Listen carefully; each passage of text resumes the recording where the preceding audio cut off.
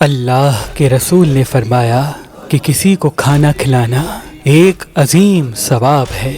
تبھی ہماری کوشش ہے کہ ہم شہر شہر دسترخوان امام حسن علیہ السلام بچھائیں تاکہ اللہ کے بندے پیٹ بھر کر امام حسن علیہ السلام کے دسترخوان پہ بیٹھ کے نیاز امام حسن علیہ السلام کھائیں اور ان کے درمیان محبت، پیار اور امن قائم ہو۔ اللہ کے فضل و کرم سے دسترخوان امام حسن ہم نے سندھ کے ایک شہر جڈو میں بھی قائم کر دیا ہے۔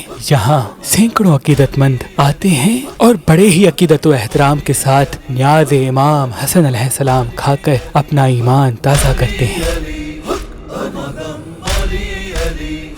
اللہ میرے بھائی منظور علی اور میرے پیارے بھتیجے عزیر علی اور رحمان علی کو سلامت رکھے، جن کی کوششوں اور محنت سے یہ دسترخوان امام حسن علیہ السلام جڈو میں قائم ہے، اور جو مومنین ان کا ساتھ دے رہے ہیں، اللہ پاک ان تمام مومنین کی ساری دعائیں اپنی دربار میں قبول و مقبول فرمائے۔